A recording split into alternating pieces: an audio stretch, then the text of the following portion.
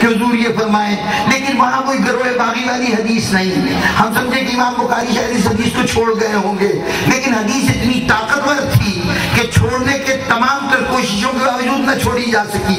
اس حدیث کا بخاری شریف میں ذکر کیا گیا، لیکن کہاں؟ جہاں مناقب تھے۔ اس سے بڑھ کے منقبت کیا ہو سکتی ہے عمار یاسر کی کہ وہ علی کی سچائی کی بھی پہچان بن جائے؟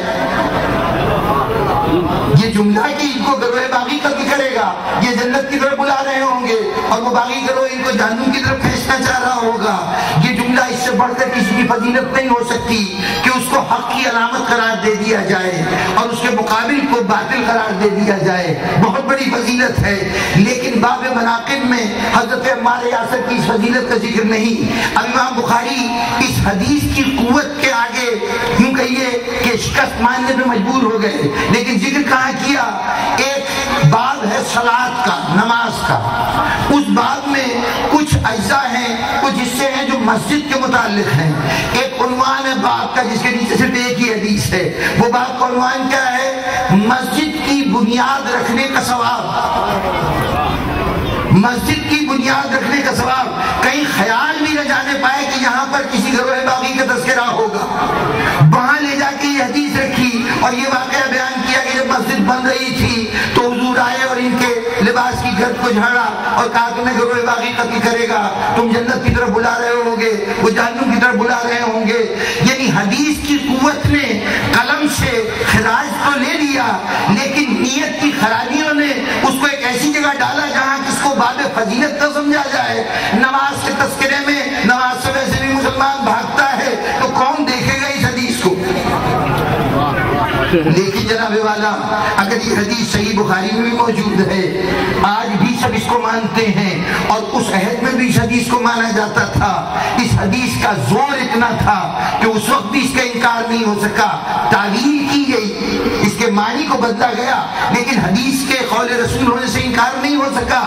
جب ایک قول رسول موجود ہے اور طرح یہ ہے کہ جو رسول کہیں وہ دین ہے، جو رسول چھوڑے وہ دین ہے، جو رسول کرے وہ دین ہے، رسول کا یہ قول تسلیم شدہ ہے کہ عمار یاسر کو باغی گروہ قتل کرے گا، یہ جنت کی طرف دعوت دینے والے ہوں گے، جو مقابلے کا گروہ ہوگا وہ جہنم کی طرف بلائے گا، تو رسول کی اس حدیث کی موجودگی میں تم اس گروہ کے سربراہ کو رضی اللہ تعالیٰ کہتے ہوئے تمہاری زبان کانپتی نہیں؟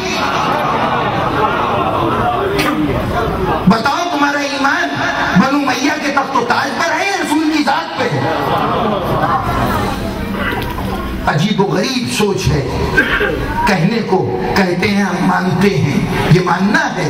ارے وہ صحابہ جن کے لیے رسول کی سند موجود ہے، ان صحابہ کو مانیے تو جواز بنتا ہے، اس لیے کہ رسول نے جو کہا ہے اگر کسی کو دین میں کوئی مقام دیا ہے تو وہ مقام دینی حیثیت رکھتا ہے، ان صحابہ کو ماننا تو کوئی بات سمجھ میں آتی ہے، ان کے متعلق تو تمہارا رویہ یہ ہے۔ مجھے بتاؤ کہ یا تو ان فضائل سے انکار کر دو، کہہ دو کہ صحابہ کے فضائل نہیں ہیں، یہ ان کی یہ صفات نہیں تھی، اگر یہ صفات ہیں اور کم از کم عمار یاسر کی موجودگی میں کوئی جواز رہ ہی نہیں جاتا کسی مسلمان کے پاس کہ وہ عمار یاسر کے قتل کرنے والوں کو احترام کی نظر سے دیکھے۔ لیکن اس مسلمان قوم کا عجیب عالم ہے، زبان سے تو کہتی ہے ہم مانتے ہیں، کیفیت یہ ہے کہ اس ماننے کے شوق میں در حقیقت ان کو نہیں مانتے، اہل بیت سے انکار کرتے ہیں۔ جس کو نظریہ صحابیت کہا جاتا ہے وہ اصحاب کو ماننے کا نام نہیں ہے، وہ اہل بیت سے انکار کرنے کا نام ہے، وہ ان اصحاب سے محبت کرنے کا نام نہیں ہے بلکہ اہل بیت سے عداوت کرنے کا نام ہے۔ اور اس کی دلیل یہ بات دیکھیے کہ دنیا ایثار و قربانی دین اسلام کو جب جب قربانی کی ضرورت پیش کی ہے اہل بیت رسول نے قربانیاں دی ہیں۔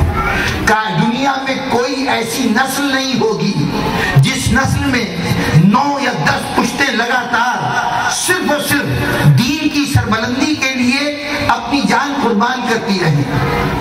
کسی میں کوئی ایک نسل کا ایک فرد مارا گیا ہوگا، باپ مارا گیا ہوگا، بعد میں بیٹا مار دیا گیا ہوگا، پوتے کو اسی مقصد کے تحت قتل کر دیا گیا ہوگا، لیکن یہ صرف اولاد رسول ہے کہ حضرت علی سے राह हक में कुर्बानी देने का सिलसिला शुरू हुआ तो जब तक इमामत पर्दा गैबत में नहीं गई, हर इमाम को गैर तबई तौर पर, फितरी तौर पर मौत आने के बजाय किसी के कत्ल का निशाना बनाया गया।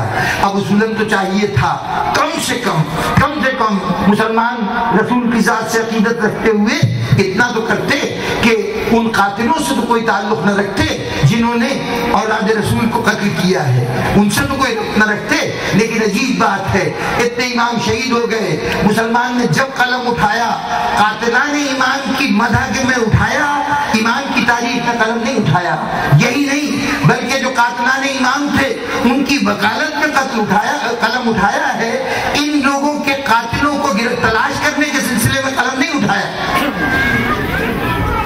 उमर अबू नसर आज के हद में माविया इब्न अबू सुफियान के नाम से किताब लिखते हैं, उसके अंदर वो कहते हैं इमाम हसन को भला क्या जरूरत थी कि माविया कत्ल करता, उनके क्या सियासी अहमियत रह गई थी, माविया ने कत्ल नहीं किया। एक पूरा मकतब फिक्र है जो कहता है हुसैन को यजीद ने कत्ल नहीं किया, बल्कि यजीद तो बेचारा दमिश्क में बैठा हुआ था, ये इब्न ज़ियाद का फैसला था जिसके तहत इमाम हुसैन शहीद हुए। इमाम रज़ा अलैहिस्सलाम शहीद हुए मामून के हाथों, तो शिबली नोमानी ने किताब लिखी मामून के अहवाल के ऊपर, और उसमें लिखा कि भला मामून कैसे कत्ल कर सकता था इमाम रज़ा को, कि इसलिए कि वो तो मुहिब्ब अहले बैत था, वो तो खुद शिया था इमाम का, वो कैसे कत्ल कर सकता था। जहां कहीं किसी की तरफ इशारा किया गया कि यहां से रसूल के घराने पर हमला हुआ है, आप फौरन उस हमला करने वाले गिरोह के दिफा में जाके खड़े हो गए। पहले तो यही नहीं मानते कि सारे इमाम कत्ल हुए हैं, मानते हैं तो कातिलों की निशानदेही के बजाय चाहते ये है कि ये कत्ल कहीं इसी तरह से गायब हो जाए, उसकी तफसील मालूम ना हो।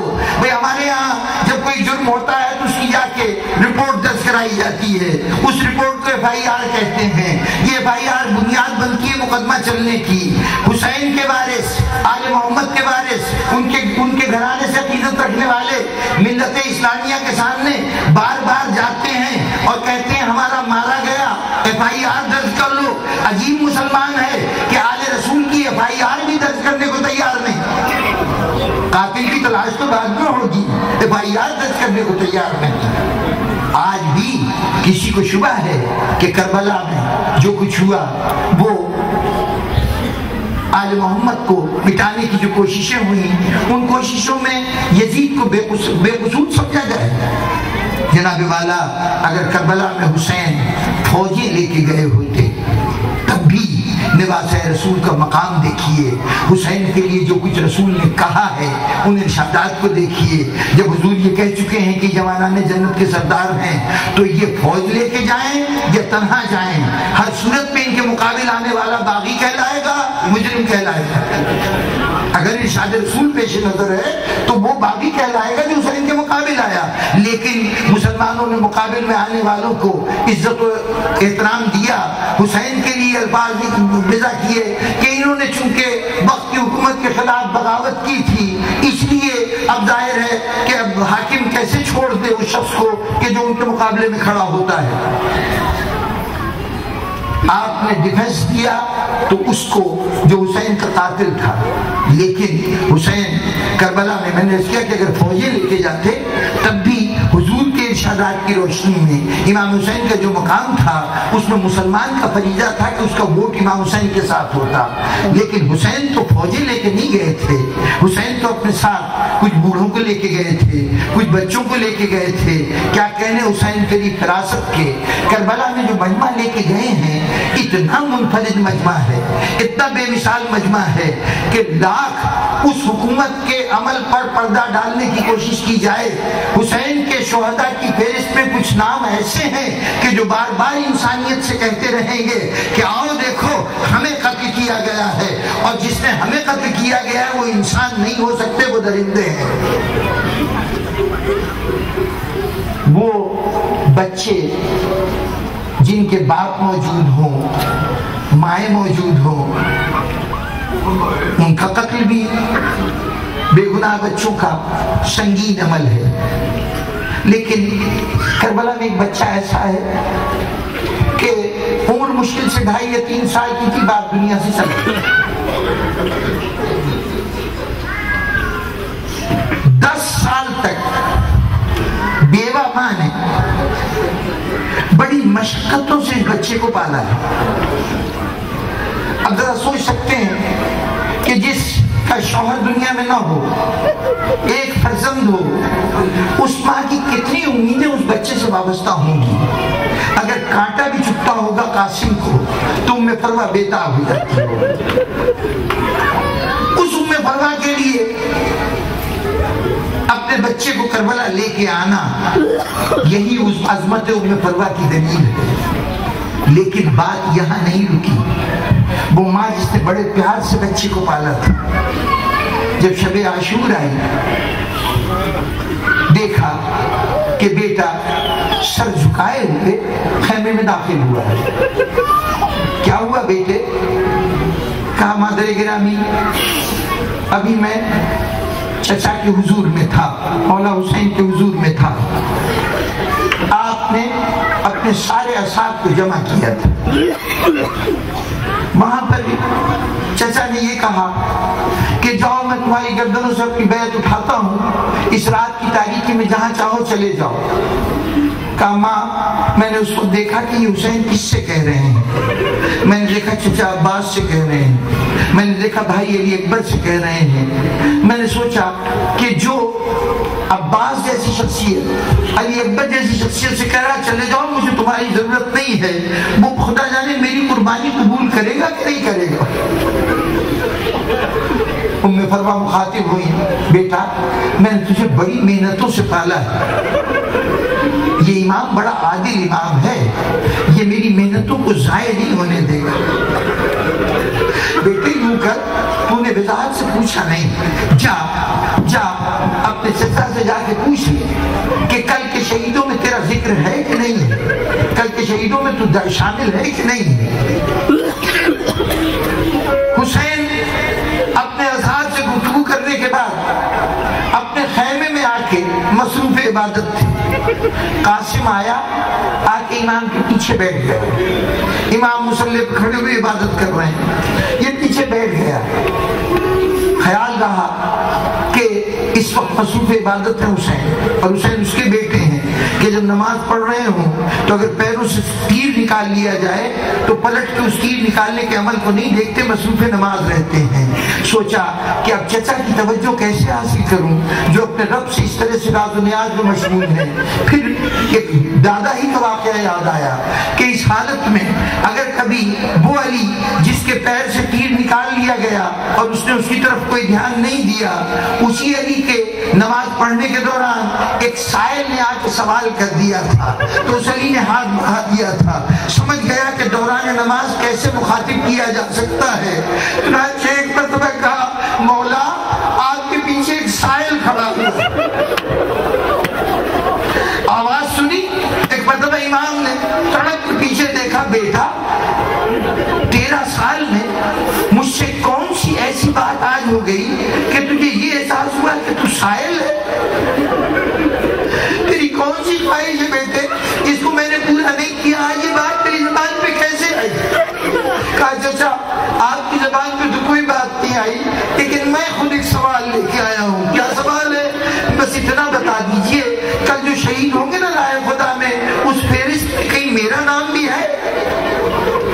کہیں میرا نام بھی ہے؟